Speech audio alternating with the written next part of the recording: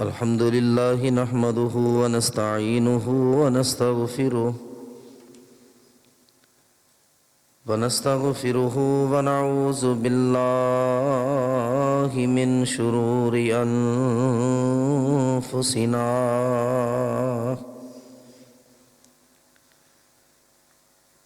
ومن سيئات أعمالنا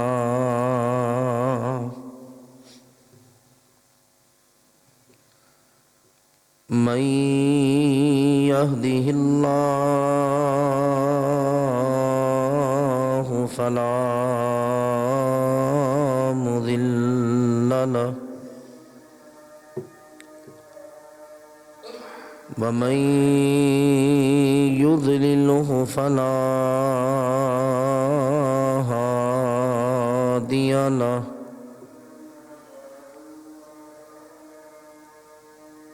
ونشهد أن لا إله إلا الله وحده لا شريك له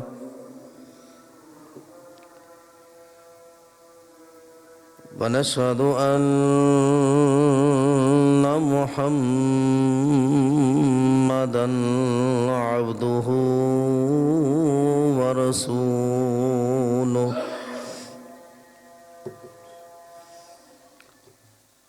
إن الله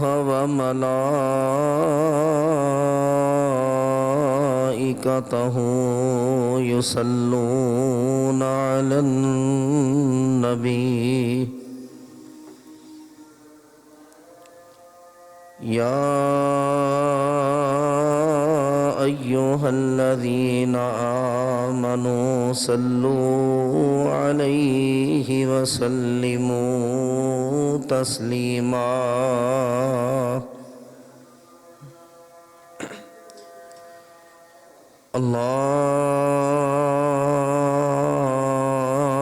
اللهم صل على محمد وعلى آل محمد كما صليت على إبراهيم وعلى آل إبراهيم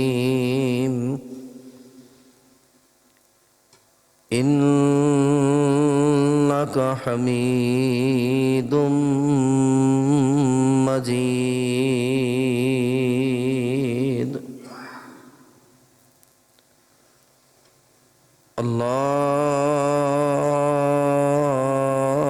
اللهم بارك على محمد وعلى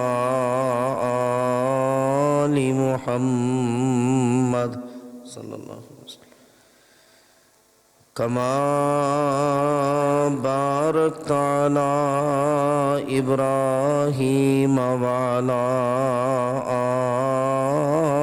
آل إبراهيم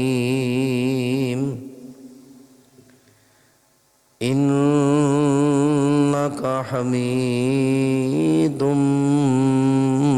مجيد أما بعد فإن خير الحديث كتاب الله وخير الهدي هدي محمد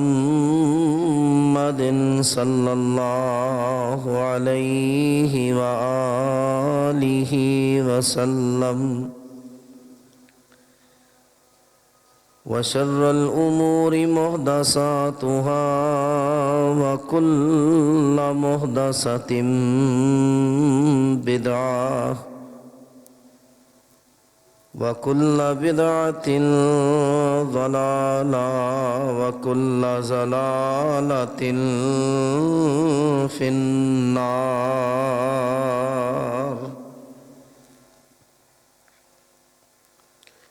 أعوذ بالله السميع العليم وبوجهه الكريم وسلطانه القديم من الشيطان الرجيم بسم الله الرحمن الرحيم إنا أرسلناك شاهدا ومبشرا ونذيرا لتؤمنوا بالله ورسوله وتعزروه وتوكروه وتسبحوه بكرة وأصيلا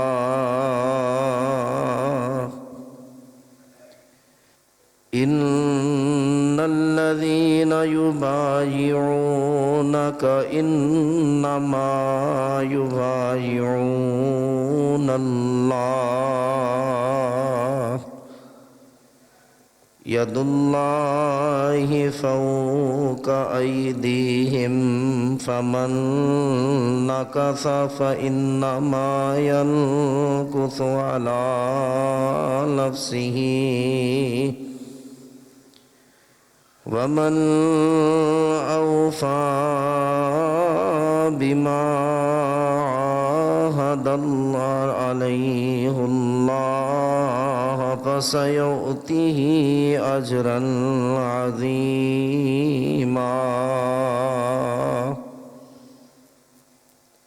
صدق اللہ العظیم۔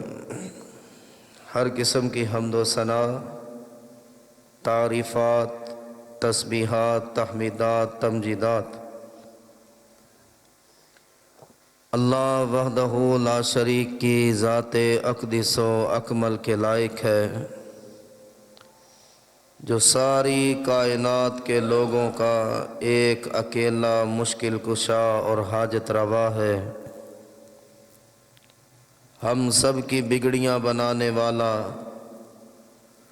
ہم سب کے الجھے بگڑے معاملات کو سنوارنے اور سلجھانے والا ہے، جو ہم سب کا داتا ہے، روزی رسا ہے، ہر چیز پر قادر ہے۔ حمد و ثنا کے بعد بے شمار لا تعداد ان گنت بے حد و حساب درود و سلام ہو احمد مصطفیٰ منبع خدا پیکر صبر و رضا، شفیع المذنبین، سید المرسلین، سید الانبیاء، سید الاتقیاء، امام الزاہدین، خاتم الانبیاء، سید المرسلین، والی بطحہ جناب حضرت محمد مصطفیٰ صلی اللہ علیہ وآلہ وسلم کی ذات گرامی پر۔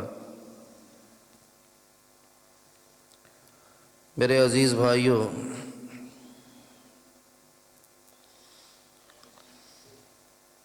اس کائنات میں حقیقی انسان وہ ہے جو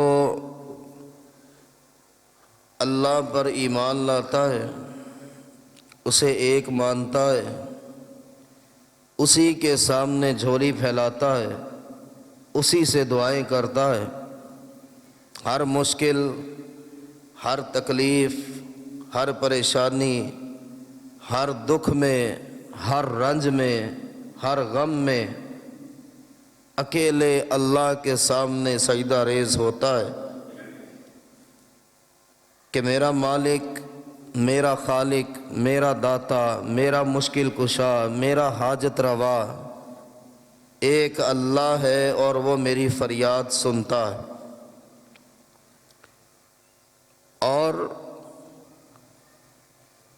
پھر سید الانبیاء، امام الانبیاء، سید المرسلین، امام المرسلین حضرت محمد مصطفیٰ صلی اللہ علیہ وآلہ وسلم کو اللہ کا آخری رسول تسلیم کرتا ہے، ایمان لاتا ہے، وہ زندہ انسان ہے، حقیقت میں وہ انسان ہے۔ اب مان لینے کے بعد، پہچان لینے کے بعد، کامیابی کا جو اللہ نے راستہ دیا ہے، جو ذمہ داری عائد کی ہے، وہ ہے کہ اللہ اور اس کے رسول علیہ الصلاۃ پر ایمان لاؤ، لتؤمنوا باللہ ورسولہ وتعزروہ وتوقروہ۔ ایمان والو، اللہ اور اس کے رسول صلی اللہ علیہ وآلہ وسلم کی عزت بھی کرو، ادب بھی کرو۔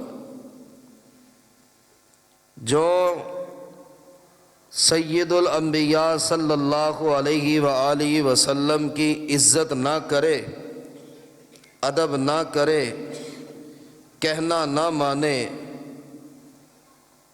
اس کا انجام دردناک انجام ہے۔ دنیا داری میں بھی گھر سے اس کو نکال دیا جاتا ہے جو کہنا ماننے کی طرف آتا ہی نہیں، اپنی ہی مرضی کرتا ہے، والدین بھی اس سے تنگ پڑ جاتے، بلکہ اخبارات میں اشتہارات تک دیے جاتے ہیں کہ اس کے کسی قول اور فعل کے ہم ذمہ دار نہیں ہیں، جہاں چاہے چلا جائے، جو چاہے کرے، ہمارا اس سے تعلق نہیں ہے۔ کیوں کہ وہ اپنی مرضی کرتا ہے۔ اب جو شخص نہ اللہ کی مانے، نہ اللہ کے رسول علیہ السلام کی مانے، سنتا رہتا ہے، عمل کی طرف نہیں آتا، ایک دن آتا ہے کہ اللہ بھی اس سے بری ہے اور محمد الرسول اللہ بھی اس سے بری ہے صلی اللہ علیہ وسلم، کہ اس کے ایمان کو کیا کرے۔ نہ یہ مانتا ہے، نہ عزت دیتا ہے۔ عزت کا مطلب کیا ہے؟ سب سے پہلا یہ کہ جو آپ کے کانوں تک بات پڑی ہے اس پہ کٹ جائے، اس پہ مر جائے، اس پر عمل کرے۔ یہ ہے اللہ کے رسول علیہ السلام کا ادب، یہ ہے سید الانبیاء صلی اللہ علیہ وسلم کی عزت کرنا، کہ حضور آپ کا فرمان سنا، آپ کی حدیث سنی، آپ کی سنت کے بارے میں علم ہوا، میں جو کام کر رہا تھا وہ غلط تھا، جب آپ کی حدیث آئی میرا سر جھک گیا۔ یہ ادب ہے۔ آپ علیہ السلام نے اس کا طریقہ یہ دیا کہ کائنات کے لوگوں، لا یؤمن احدکم حتی احب الیہ من والدیہ وولدہ والناس اجمعین۔ تم صرف اپنی بات کرتے ہو کہ میں تو یہ بات ماننا چاہتا ہوں، میں تو اللہ کے نبی علیہ السلام کی حدیث پر عمل بھی کرنا چاہتا ہوں، دنیا ہمارا مذاق کیسے نہیں اڑاتی، اور کیوں کر دنیا ہمارا مذاق نہ اڑائے کہ محمد کریم علیہ السلام کے ماننے والوں کو تو دیکھو، یہ دو نمبری اللہ کے رسول سے بھی دو نمبری کرتے، یہ وہی مانتے ہیں، وہی تسلیم کرتے ہیں جہاں تک یہ آسانی سے چل پاتے، لیکن جب درمیان میں اولاد آتی ہے، والدین آتے ہیں، معاشرہ آتا ہے، خاندان آتا ہے، قوم اور قبیلہ سامنے آ جائے، یہ ڈنڈی مارتے کہ اب کیا کریں، رسم و رواج بھی تو ہے، کیا کریں، باپ نے منع کر دیا ہے، کیا کروں، بیٹے جوان ہو گئے، کمائی کرتے ہیں، اب بیٹوں کو کہا تھوڑی جاتا ہے، شادی ہے، بیاہ ہے، اس طرح کا موقع ہے، کیا کریں، اب یہ بھی تو زمانے کا کلچر ہے۔ اور 1400 سال پہلے رسول کریم علیہ السلام نے فرما دیا، اللہ کی قسم ہے تم مومن ہی نہیں ہو تمہارا ایمان کسی کھاتے کا نہیں، کسی پلے کا نہیں، کسی وزن میں نہیں آئے گا۔ اللہ کے رسول نے فرمایا لوگو اللہ کی قسم ہے تب تک وہ مومن بن ہی نہیں سکتا۔ اپنے آپ کو جب تک جہاں تک جیسے چاہے کہتے رہے کہ بڑا ایماندار ہے، بڑا پکا مسلمان ہے، بڑا پکا مومن ہے، نبی علیہ السلام نے تو قسم اٹھائی ہے کہ اللہ کی قسم ہے وہ مومن نہیں کہ جو اپنی جان سے بڑھ کے، اپنی اولاد سے بڑھ کے، اپنے ماں باپ سے بڑھ کے، والناس اجمعین، ساری کائنات کے لوگوں سے بڑھ کے جو مجھ سے محبت نہ کرے اللہ اسے مومن ہی نہیں مانتا۔ سمپل سا مطلب نکلتا ہے، ساری دنیا ایک طرف، محمد کریم علیہ السلام ایک طرف ہے۔ ایمان اور عزت اور ادب یہ تین چیزیں ہیں۔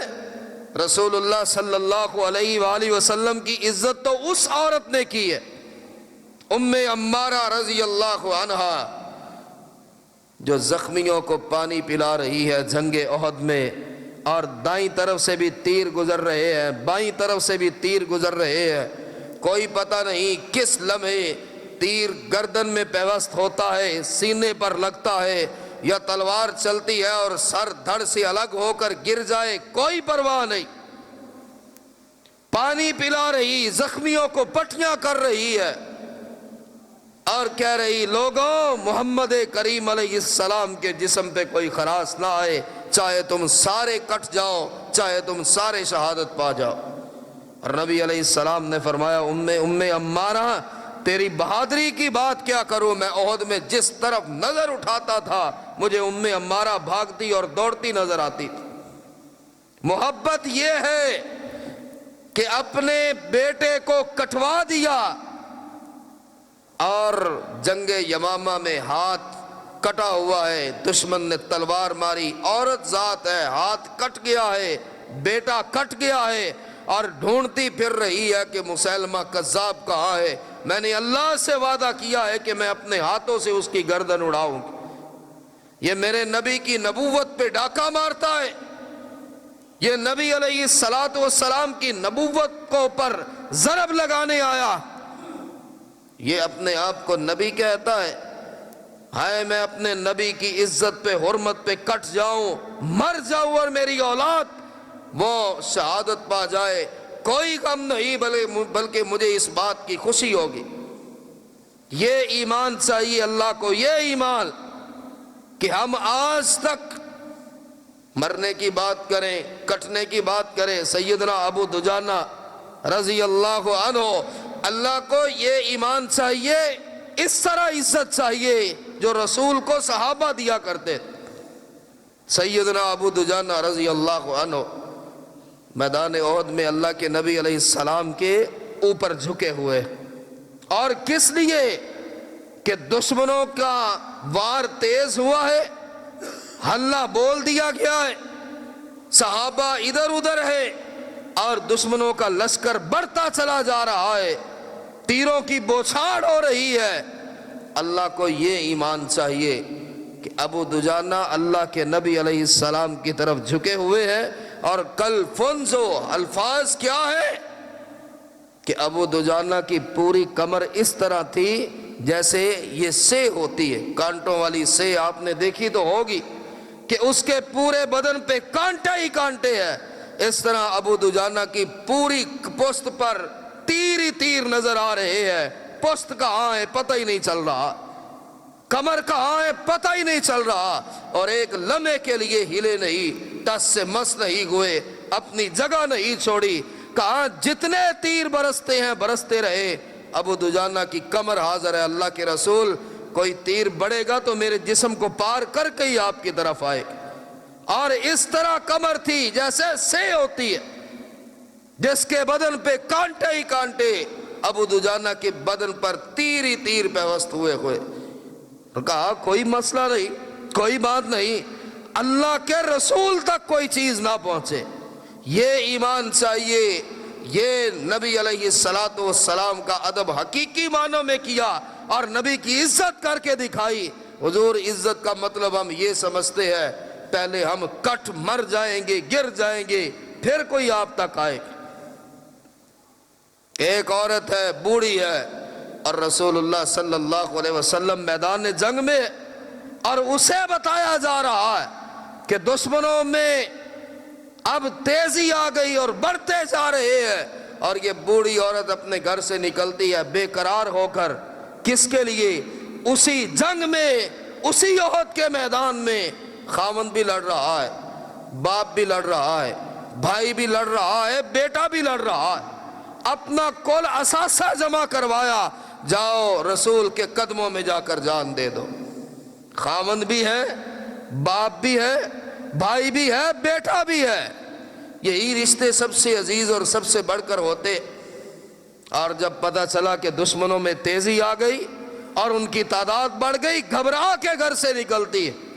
और किसी ने पूछा, बीबी कहाँ जा रही हो? कहा, अल्लाह के रसूल सल्लल्लाहु अलैहि वसल्लम मैदान जंग में है, और मुझे पता चला कि दुश्मनों ने यलगार की है, तादाद बढ़ गई है। मैं घबरा के निकली हूं कि अल्लाह के रसूल को कुछ हो ना जाए। ये नबी की इज्जत है, ये नामूस है। कहा, रसूलुल्लाह सल्लल्लाहु अलैहि वसल्लम की तो मुझे खबर नहीं। हाँ बीबी, ये सुनती जाओ, तेरा वालिद शहीद हो चुका। इन्ना लिल्लाहि व इन्ना इलैहि राजिऊन ये पढ़ा, और साथ ही ये सवाल किया, ये नहीं पूछा बाप को किसने मारा, बाप के कितने टुकड़ों में लाशा बिखरा पड़ा होगा। ये नहीं कहा, हाय मेरा वो बाप जिसने मुझे पाला पोसा बड़ा किया, हाय वो मेरा मेहरबान बाप आज शहादत पा गया। इन्ना लिल्लाह पढ़ने के बाद अगला सवाल ये था, अल्लाह के रसूल का हाल क्या, नबी का हाल क्या, कुछ जानते हो? मुझे वो नहीं पता। फिर दौड़ी हुई मैदान जंग की तरफ जा रही, एक और मिला।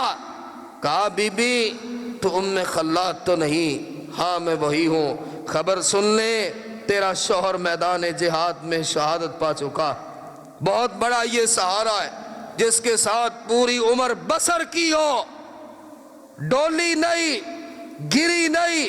कहा, इन्ना लिल्लाहि व इन्ना इलैहि राजिऊन। अब मुझे ये बता, अल्लाह के रसूल का हाल क्या?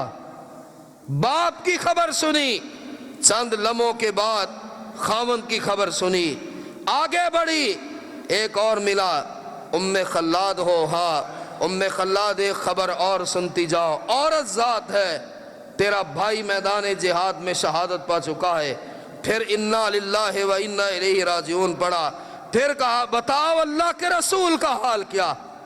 नहीं कहा, बाप भी गया, खामन भी गया, भाई भी गया, पता नहीं चेहरा देखने वाला भी होगा कि नहीं, जिस्म के कितने टुकड़े किए होंगे। एक और सहारा बसता है, वो भी खबर दे दी गई, उम्मे खल्लाद सुनती जाओ, तुम्हारा बेटा जिसे तूने नबी की हिफाजत के लिए भेजा था, मैदान जंग में टुकड़ों की सूरत में पड़ा हुआ, दुश्मनों ने शहीद कर दिया। चौथी खबर बिजली बनकर सर पे टूटती है। फिर कहा, इन्ना लिल्लाहि व इन्ना इलैहि राजिऊन, और इस बार आंखों से आंसू बहते चले जा रहे। या अल्लाह, मैं कितने नसीब वाली हूं कि एक ही वक्त में मेरा बाप भी कुर्बान हुआ, मेरा शोहर भी कुर्बान हुआ, भाई भी कुर्बान हुआ, बेटे की शहादत भी तूने कबूल कर ली। और उससे भी कहा, ये बता रसूलुल्लाह का हाल क्या? चारों बार सवाल नहीं किया। हाय मेरा बाप शहीद हो गया, मेरे खामन को तो कहीं देखा नहीं। खामन की इतला आई तो फौरी ये नहीं कहा, अच्छा बाप और खामन दुनिया से चले गए, मेरे भाई का हाल क्या है, मेरा भाई तो सलामत है कि नहीं? नहीं सवाल किया। 3 लोगों की शहादत की खबर सुनी तो चौथी बार भी ये नहीं कहा, तीनों शहादत पा गए, मेरा बेटा कहाँ है, चलो बाकी का बुढ़ापा उसके सहारे गुजार लूंगी। ये भी नहीं पूछा मेरा बेटा कहाँ है। और मैदान जंग में पहुंची, अल्लाह के नबी अलैहिस्सलातु वस्सलाम के चेहरा अनवर पे नजर पड़ी। उम्मे अम्मारा ने चीख कर कहा, कुल्लु मुसीबतिन बादका जलल। अल्लाह के रसूल अलैहिस्सलाम, आपको देख लिया, अल्लाह की कसम है, आप जिंदा है तो कोई दुख नहीं, कोई परेशानी नहीं, اللہ کے رسول علیہ السلام سب سے بڑھ کر عزت، سب سے بڑھ کر حفاظت کائنات میں اگر ہونی چاہیے تو آپ کی ہونی چاہیے۔ اللہ یہ ایمان چاہتا ہے۔ بیٹوں کو قربان کیا کرنا، والدین کو قربان کرنے کا جذبہ کون رکھتا ہے؟ میں نہ آپ۔ بھائیوں کو قربان کرنے کا جذبہ کہاں سے آئے گا؟ یا تو اپنی خواہشات ان کو قربان کرنے کے لیے سوچتے سوچتے بوڑھے ہوتے ہیں، قبر میں چلے جاتے ہیں کہ یہ کام چھوڑے کہ نہ۔ برادری کیا کہے گی، لوگ کیا کہیں گے، معاشرہ کیا کہے گا، محلے والے کیا کہیں گے، گلی والے کیا کہیں گے۔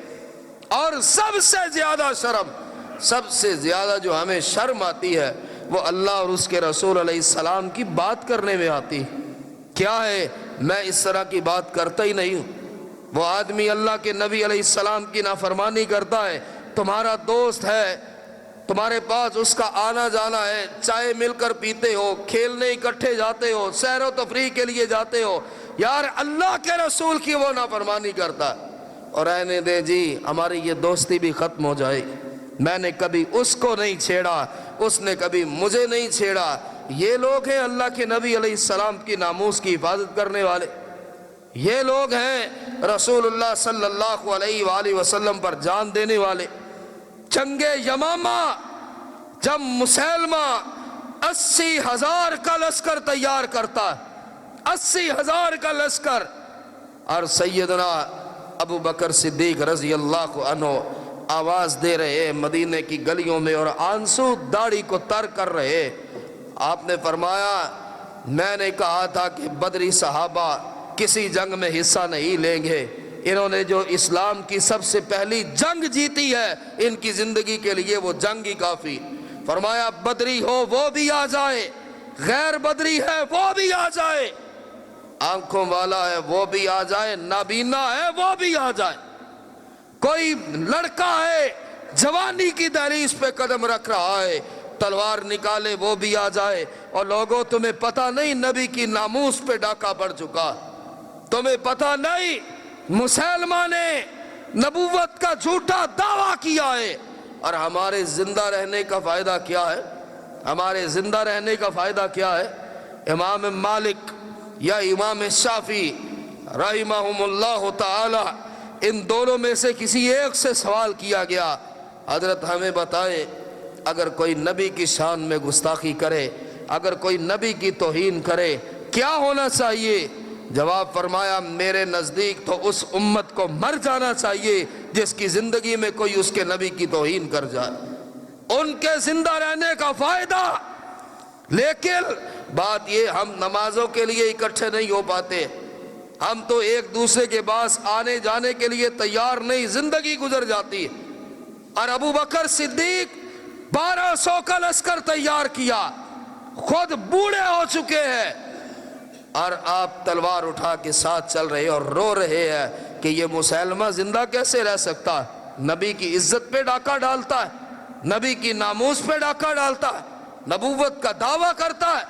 حضرت عمر نے منتیں کر کے ریکویسٹ کر کے ہاتھ جوڑ جوڑ کر کہا ابو بکر میں تجھے اللہ کا واسطہ دیتا ہوں تم مدینہ میں ٹھہر جاؤ، ہم سب جا رہے ہیں، اگر تم شہادت پا گئے تو ہمارا کیا بنے گا، میں تمہیں اللہ کا واسطہ دیتا ہوں، ابو بکر واپس چلے جاؤ۔ اور 80,000 کے لشکر سے جو ٹکرانے والے صحابہ تھے وہ صرف 1200 کی تعداد، کسی ایک نے نہیں کہا ہماری تعداد تھوڑی ہے، کسی ایک نے نہیں کہا ہمارے پاس وہ اسلحہ نہیں جو مسلمہ قذاب کی فوج کے پاس، کسی ایک نے نہیں کہا ابو بکر ذرا پہلے انہیں سمجھا تو لو، ابو بکر ان سے مذاکرہ تو کرو، ابو بکر ان سے کوئی مکالمہ تو کرو، کسی نے نہیں کہا، تلواریں اٹھائی۔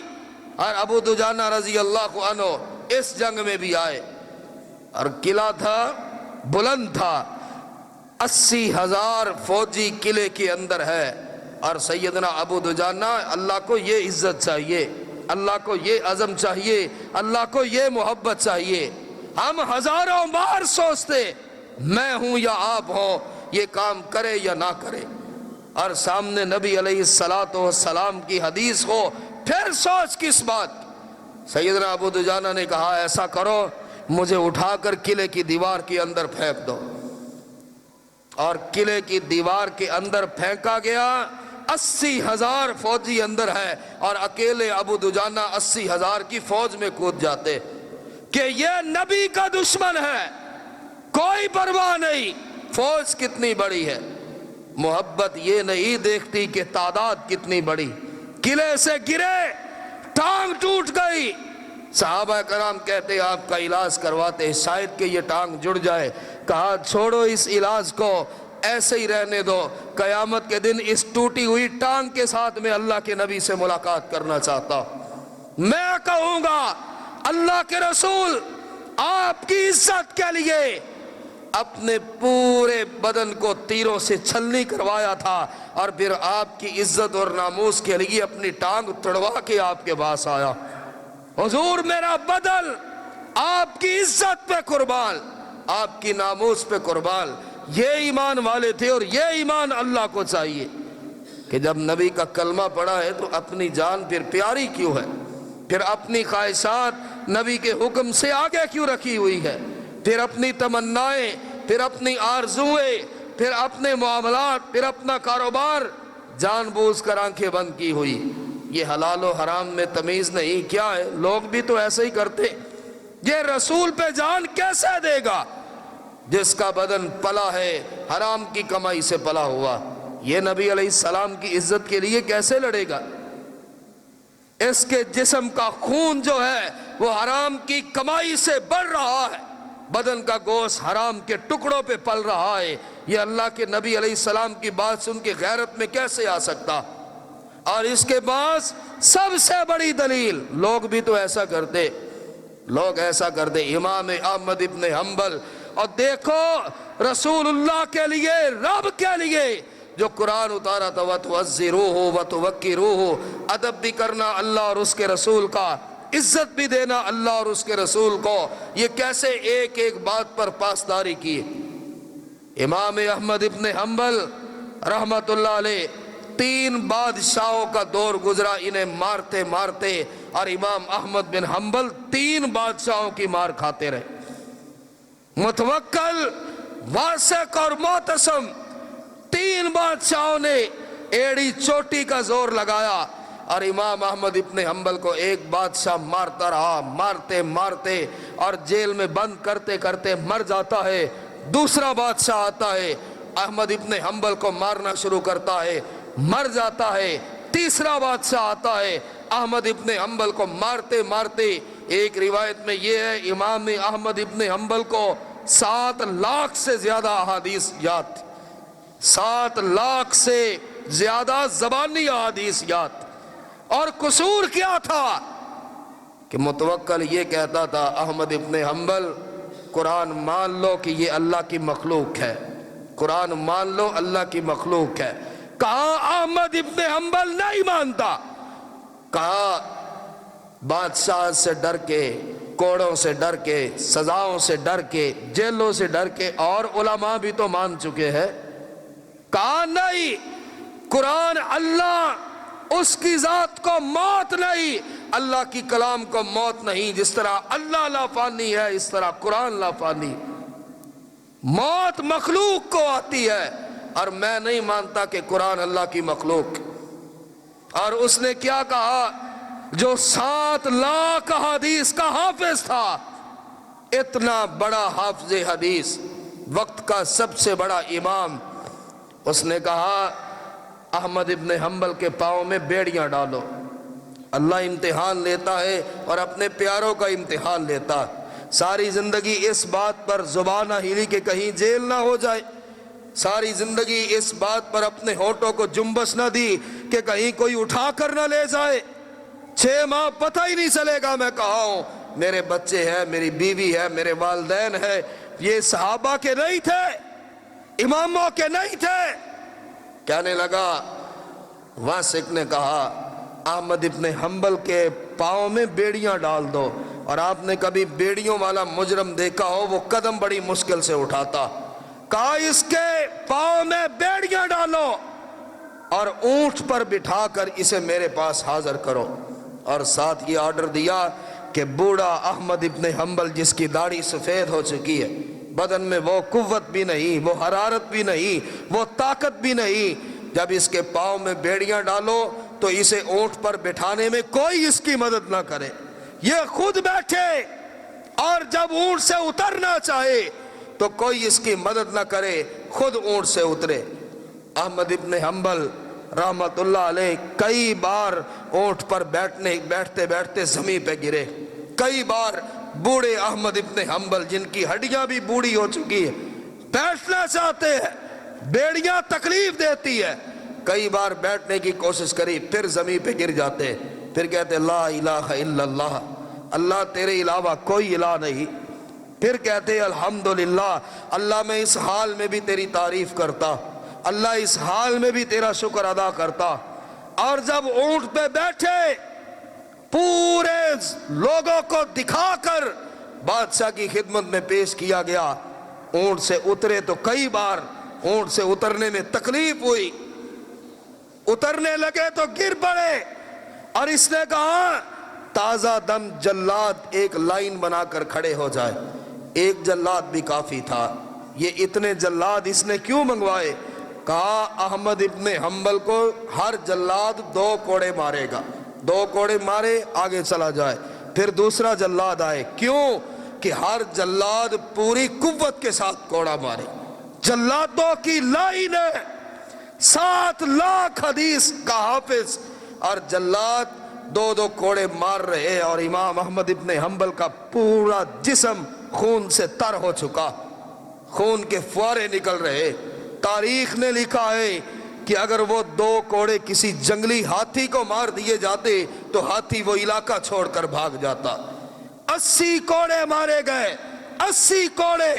کہا اب بتاؤ، بادشاہ نے کہا چلے میرے کان میں کہہ دیں قرآن اللہ کی مخلوق ہے، میں یہ سزائیں ختم کر دوں گا، یہ جیل ختم کر دوں گا، یہ ساری ابتلائیں ختم کر دوں گا، یہ آزمائشیں ختم کر دوں گا۔ پھر بلند آواز سے کہا لوگوں سن لو، قرآن اللہ کی مخلوق نہیں، اللہ کا کلام ہے، قرآن کو موت نہیں۔ اس نے کہا پھر مارو، اور اپنی ہر نماز پہ کہتے تھے رحم اللہ اول حیثم، اللہم اغفر اول حیثم، اللہ اول حیثم کو معاف کر دے، اللہ اول حیثم کو بخش دے۔ بیٹے عبداللہ نے کہا ابا جان میں تو یہ سمجھتا تھا آپ مجھ سے بڑی محبت کرتے، آپ مجھ سے بڑا پیار کرتے، یہ اول حیثم کون ہے کہ جب آپ کو آزادی ملی، چوتھے بادشاہ نے جب آپ کو آزاد کیا، یہ اول حیثم کون ہے جس کے لیے آپ دعائیں مانگتے؟ تہجد میں رو رو کر کہتے ہیں رحم اللہ اول حیثم، اللہ اول حیثم پر رحم کر دے۔ امام احمد ابن حنبل نے کہا میرے بیٹے اول حیثم کوئی نیک آدمی نہیں تھا، کوئی تہجد گزار نہیں تھا، حافظ حدیث نہیں تھا، حافظ قرآن نہیں تھا، تو جاننا چاہتا ہے اول حیثم اس دور کا سب سے بڑا ڈاکو تھا، سب سے بڑا ڈاکو۔ اور میری اس سے ملاقات ہوئی جب پہلی بار مجھے کوڑے مارنے کے لیے لے جایا جا رہا تھا، اول حیثم جس کا ہاتھ کٹا ہوا اور وہ اپنی زنجیروں کو کھینچتا ہوا کہہ رہا تھا مجھے ایک بار احمد ابن حنبل سے بات کر لینے دو۔ سپاہیوں نے کہا کوئی حرج نہیں، احمد ابن حنبل کو شاید سمجھانے جا رہا۔ اول حیثم میرے پاس آیا اور اس نے کہا امام صاحب میں چور ہوں، میں ڈاکو ہوں، اور ایک زمانہ گزر گیا مجھے چوریاں کرتے ہوئے، ڈاکے ڈالتے ہوئے، میرے پورے جسم پر ایک بھی حصہ ایسا نہیں جہاں کوڑوں کے نشان نہ ہو، جہاں مار کے نشان نہ ہو، جہاں کوڑوں کی ضربیں نہ ہو۔ امام صاحب میں ڈاکو ہو کر کئی سال سے کوڑے کھا رہا ہوں لیکن ڈاکہ نہیں چھوڑتا، چوری نہیں چھوڑتا، تو حق پہ ہے اور آج کوڑے کھانے جا رہا ہے، دیکھنا ان کوڑوں کی ضربوں پر تو حق کا راستہ نہ چھوڑ دینا، میں برائی کے راستے پر پابند ہوں، یہ کوڑے مجھے اس راستے تبدیل نہیں کر سکے۔ کہا بیٹے عبداللہ اول حیثم کی بات سے میرے جسم اور ایمان میں استقامت ٹھہر گئی تھی، اس لیے میں اس کے لیے دعا کرتا۔ یہ ہے اللہ اور اس کے رسول علیہ السلام سے محبت۔ امام مالک رحمت اللہ علیہ پوری زندگی اس خوف سے مدینہ ہی نہیں چھوڑا کہ کہیں مدینے سے باہر موت نہ آ جائے۔ میں مرنا بھی چاہتا ہوں تو نبی کے شہر میں مرنا چاہتا، اور پورا دن گزر جاتا مسجد نبوی میں۔ اور یہ بھی سن لے، امام مالک رحمت اللہ علیہ جوتے کا استعمال نہیں کرتے، جوتا پہن کر مدینے میں نہیں چلتے تھے۔ لوگوں نے کہا آپ مسجد نبوی کے ارد گرد تو چلے، ننگے پاؤں چلتے ہیں، پوری زندگی ہم نے آپ کو نہیں دیکھا آپ مدینے شہر میں کبھی سواری پر سوار ہوئے، آپ مدینے شہر میں بھی پیدل چلتے، آپ مدینے میں سواری استعمال نہیں کرتے۔ ہائے یہ وہ لوگ ہیں، نبی ان پہ ناز کیسے نہ کرے؟ یہی وہ لوگ ہیں قیامت کے دن اللہ کے رسول ان پہ ناز کریں گے۔ امام مالک رو پڑے، کہنے لگے بوڑھا ہو گیا ہوں، سواری کی ضرورت بھی محسوس کرتا ہوں، لیکن سواری پر اس لیے نہیں بیٹھتا، ڈر لگتا ہے کہ جس جگہ میرے نبی کے قدم لگے ہو میری سواری کا پاؤں اس جگہ پر نہ لگ جائے۔ پوری زندگی مدینے کے اندر سواری استعمال نہیں کی، اور مسئلہ کھڑا ہوا کہ عباسی خلیفہ منصور نے کہا سب علماء کو بلاؤ اور کہو کہ اگر کوئی زبردستی طلاق دے تو طلاق ہو جاتی، اور نبی کے لیے ہم کہتے حرمت رسول پر جان بھی قربان ہے، نبی کے ایک ایک بات پہ، نبی کے ایک ایک قول پہ، نبی کی ایک ایک سنت پہ انہیں دیکھیے جانے کس طرح قربان کی ہے۔ ہمیں تو پتہ ہی نہیں، مر جاتے ہیں پتہ نہیں چلتا۔ یہ اس معاملے میں اللہ کے نبی کا کوئی حکم بھی ہے کہ نہیں؟ جو کام کر رہا ہوں، جس انداز سے بچوں کی پرورش کر رہا ہوں، جہاں سے کما کے لا رہا ہوں، جن لوگوں کے ساتھ میرا تعلق ہے، اللہ کے نبی کا فرمان کیا ہے ہمیں یہ پتہ نہیں۔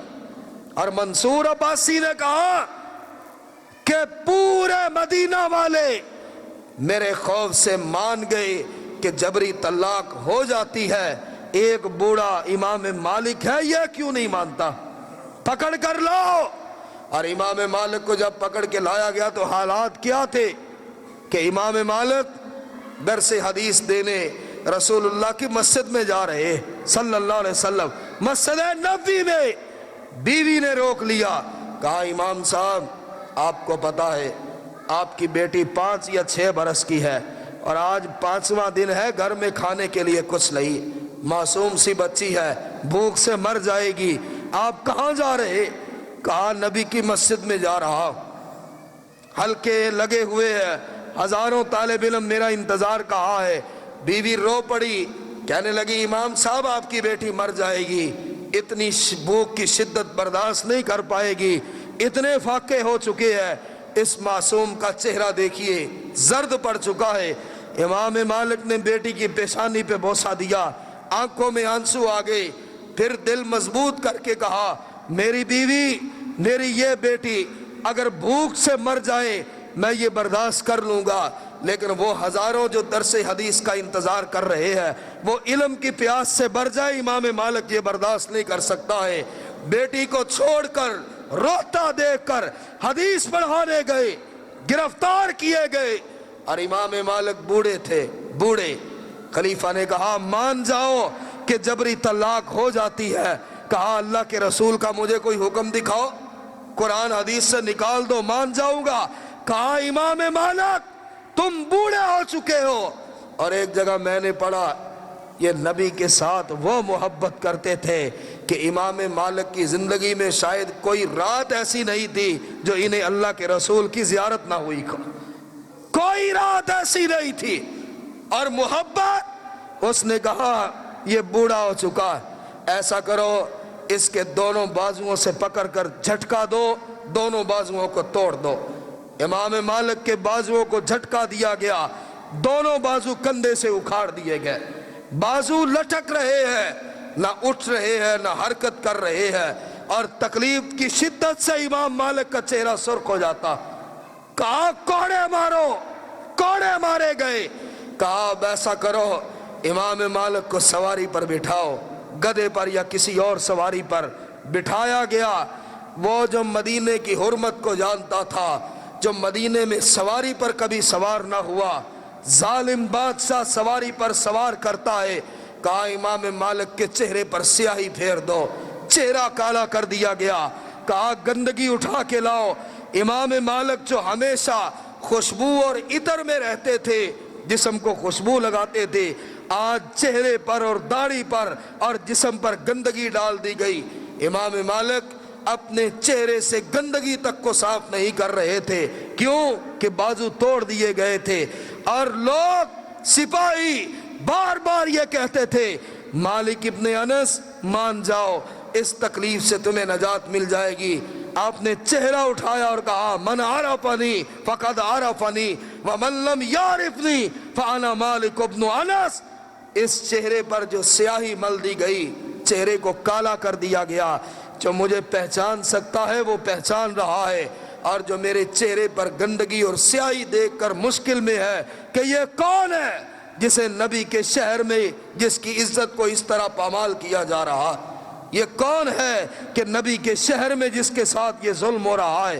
فانا مالک ابن انس، میں مالک ابن انس ہوں، وَأَقُولُ لَا طَلَّاقَ بِالْجَبْرِ، اور اب بھی میرا وہی موقف ہے، جبری طلاق نہیں ہوتی، گن پوائنٹ پہ طلاق نہیں ہوتی ہے، چھری تلوار گردن پہ رکھ کر کہا جائے اس کو طلاق دو تو طلاق نہیں ہوتی ہے، جبر کے ساتھ طلاق کا کوئی تصور نہیں ہے۔ اور امام احمد ابن حنبل جب بیٹے سے کہا، اور جب بادشاہ سے لڑ رہے تھے، بادشاہ نے کہا یہ جو کوڑے مارنے والے ہیں اور یہ جو تمہارے سامنے علماء بیٹھے یہ حق پہ نہیں۔ آپ نے کہا ان کا اور ہمارا فیصلہ ہمارے جنازے کر دیں گے، کون حق پہ تھا کون حق پہ نہیں تھا۔ یہ ایک جملہ کہا کہ یہ تکلیفیں، یہ مصیبتیں ہم صرف نبی کے لیے برداشت کر رہے، اللہ اور اس کے رسول کے فرمان کے بعد کسی کا فرمان نہیں۔ اور تاریخ نے امام احمد ابن حنبل کے جنازے سے بڑا جنازہ آج تک نہیں دیکھا۔ امام احمد ابن حنبل نے وفات پائی، ان کے جنازے میں 17 لاکھ لوگوں نے شمولیت کی، 17 لاکھ لوگ، 17 لاکھ امام احمد ابن حنبل کی جنازے میں لوگ شامل ہوئے، اور دعائیں کر رہے اللہ اس پہرے دار کو معاف کر۔ امام مالک کی باری بھی ایسا، اللہ ان پہرے داروں کو معاف کر جنہوں نے پوری زندگی امتحانوں میں دی، پوری زندگی تکلیفوں میں گزاری، پوری زندگی جیلوں میں گزاری، پوری زندگی حق پہ رہتے ہوئے مار کھائی۔ کیوں؟ یہ زندگی گزر جائے گی، لیکن میرے بھائیوں جو حلال کھاتا ہے، حلال کماتا ہے، جو قرآن پڑھتا ہے، جو نماز پڑھتا ہے، جو اپنے بیوی بچوں کو دین کی طرف لے کر آتا ہے، وہ ناموس کی بات کر سکتا ہے۔ جس کی بیوی بے نماز، جس کا بیٹا بے نماز، جس کے والدین بے نماز، جس کے بہن بھائی بے نماز، جو آپ بڑی مشکل سے مسجد میں آتا ہے، جب 4 رکعتیں گزر چکی ہو اور کوئی افسوس نہیں، کوئی دکھ نہیں، بس یار دکان بند کرتے کرتے آیا، اکثر یہ سوال و جواب، آپ نماز سے لیٹ ہوئے، بس گاہک آ گیا تھا یار کیا کرو، آخری رکعت میں مل گیا ہوں، چلو شکر الحمدللہ۔ پوری زندگی جو آخری رکعت میں ملتے رہے وہ نبی کی عزت پہ کٹنے کے لیے پہلی صف میں کیسے آئے؟ وہ کیسے آئیں گے کہ ایک دانشور نے کہا تم اپنے اعمال پر غور کرو کہ تمہارے اعمال ایسے ہو گئے جو تمہیں گھر سے مسجد تک لے کر نہیں آ رہے، تمہارے یہ اعمال تمہیں جنت تک کیسے لے کر جائیں گے؟ جو تمہارے اعمال وقت پر تمہیں مسجد نہیں لا سکتے، ان اعمال کے بھروسے تم جنت میں جانا چاہتے ہو؟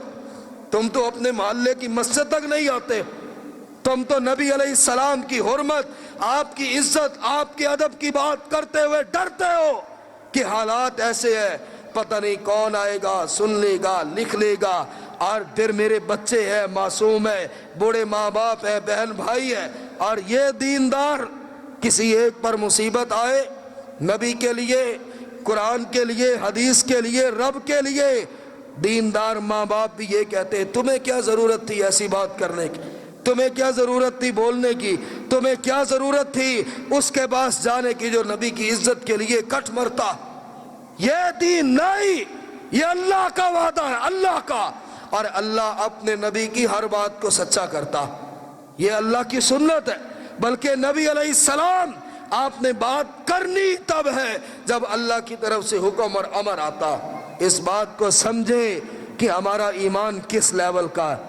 اگر نبی سے محبت اور نبی کی عزت ہم اپنی عزت سے زیادہ سمجھتے، اگر اپنے بچوں کو قربان کرنے کا حوصلہ رکھتے، اگر ماں باپ کوئی شریعت سے خلاف کام کرنے کا حکم دے، آپ کہتے پہلے مجھے حوالہ دکھائیں، میں یہ کام کروں گا، پہلے مجھے شریعت سے نکال کر دے، قرآن لے آئے، حدیث لے آئے، ورنہ ماں باپ کی بات بھی نہیں مانوں گا۔ وہ سچا مومن ہے، اللہ اس کے ایمان کی قدر کرتا ہے۔ یہ نہیں کہ ماں باپ نے حکم دیا ہے جی ایسا کر لو، بھائی ایسا کرتا ہے تو میں بھی کر رہا ہوں، بیٹے جوان ہیں، پڑھے لکھے ہیں، معاشرے میں چلنا ہے، ایسا کر رہے۔ کوئی کام کرنے سے پہلے جو یہ کہہ دے کہ مجھے اللہ کا قرآن دکھاؤ، مجھے رسول اللہ کا فرمان دکھاؤ، یہ عزت ہے، یہ احترام ہے، یہ اللہ اور اس کے رسول پر ایمان، یہ ایمان ہوتا۔ سیدنا سعد ابن ابی وقاص رضی اللہ عنہ، کیا ایمان تھا، سامنے ماں ہی تھی نا اور شہزادہ بیٹا تھا، ماں نے کھانا پینا چھوڑ دیا، کہا نہیں کھاؤں گی، کیا ہر روز محمد کریم صلی اللہ علیہ وسلم کے پاس جاتا، بیٹے باز آ جاؤ، مشرک تمہیں مار ڈالیں گے، مکے والے میرا بیٹا مجھ سے چھین لیں گے، اور میں نے بھوک ہڑتال کر دی۔ سعد کی ماں نے بھوک ہڑتال کیوں کی؟ پتا تھا کہ سعد اپنی ماں سے اتنی محبت کرتے ہیں کہ ایک لمحے کے لیے ماں کو دکھ میں نہیں دیکھ سکتے، اور ماں نے سب سے بڑا ہتھیار اٹھایا کہ سعد مجھے دیکھ کر پگھل جائے گا، نرم ہو جائے گا، تڑپ اٹھے گا۔ ایک دن گزرا، دوسرا دن گزرا، تیسرا دن گزرا، ماں کمزور سے کمزور ہوتی جا رہی ہے، منتیں کرتے ہیں، ترلے ڈالتے ہیں، اماں پانی کا قطرہ پی لو، کھانے کا ایک نوالا لے لو، ماں اس کائنات میں مجھے تم سے بڑی محبت ہے، دنیاوی سہاروں میں میرا اور سہارا کون ہے، تو جانتی ہے میں تیرے چہرے کو نہ دیکھ لوں مجھے سکون نہیں ملتا۔ ماں نے کہا سعد اس قدر میں نے بھوک برداشت کی ہے کہ آپ اور آنے والے دنوں میں بھوک برداشت نہیں کر پاؤں گی، شاید کل تک میں مر جاؤں، شاید میری جان نکل جائے، لوگ کہیں گے سعد اپنی ماں کا قاتل ہے، ماں کو بھوکا اور پیاسا مارا۔ سیدنا سعد رضی اللہ عنہ تڑپ اٹھے، کہا اماں اب بات اگر تو نبی کی کرتی ہے، نبی کو چھوڑ دو، مجھے اللہ کی قسم ہے تو میری آنکھوں کے سامنے مر جائے، پھر زندہ ہو، پھر مر جائے، پھر زندہ ہو، پھر مر جائے، ماں میں نبی کے قدموں میں ہزاروں بار تجھے قربان کرنے کے لیے تیار ہوں، یہ برداشت کروں گا کہ ماں بھوک اور پیاس سے تڑپ تڑپ کر مر گئی، لیکن میری غیرت یہ برداشت نہیں کرتی کہ اللہ کے نبی کا کلمہ پڑھنے کے بعد اپنے چہرے کو پھیر لوں۔ اور یہی وہ تھا کہ پھر اللہ کے رسول نے ایک موقع پر فرمایا ارمی یا سعد فداک ابی و امی، اور سعد تیر چلا تجھ پہ میرے ماں باپ قربان ہو جائے، تو نے اپنے ماں باپ کو قربان کیا مجھ پر، اور میں محمد یہ کہتا ہوں ارمی یا سعد، سعد تیر چلا میرے ماں باپ تجھ پہ قربان ہو۔ اور جو اللہ کے نبی کی عزت کرتے ہیں، احترام کرتے ہیں، جو نبی کی عزت پر پہرا دیتے ہیں، جو اپنے خاندان، اپنی اولاد، اپنے بہن بھائیوں، اپنے معاشرے سے لڑ پڑتے ہیں اور اللہ کے نبی کی حدیث کے خلاف نہیں جاتے، اس دور میں بھی اللہ کے فرشتے سلام کرتے تھے، اس دور میں بھی اللہ کے فرشتے اترتے ہیں اور سلام کرتے ہیں ایسے لوگوں کو کہ تم نبی کی ناموس اور نبی کی عزت کے پہرے دار، اور نبی کی عزت کا پہرا وہ دے گا میرے بھائیوں جو کم از کم نبی کی حدیث سنتا ہے تو اس کا ایمان بڑھتا، وہ قرآن سنتا ہے اس کا ایمان بڑھتا، اور وہ حدیث سن کر اپنے دل میں یہ تہیہ کرتا ہے بس جو مجھ سے ہو گیا سو ہو گیا، اللہ میرے سابقہ معاملات کو معاف کر دے، یا اللہ میں نے تیرے نبی کی حدیث سنی، اب اسی پر میرا عمل ہوگا، اسی پر میری جان نکلے گی، اسی پر میرا اختتام ہوگا۔ ایسے ایمان والے کا ایمان اللہ پسند کرتا۔ اللہ مجھے اور آپ کو عمل کی توفیق عطا فرمائے۔ وآخر دعوانا الحمدللہ رب العالمین۔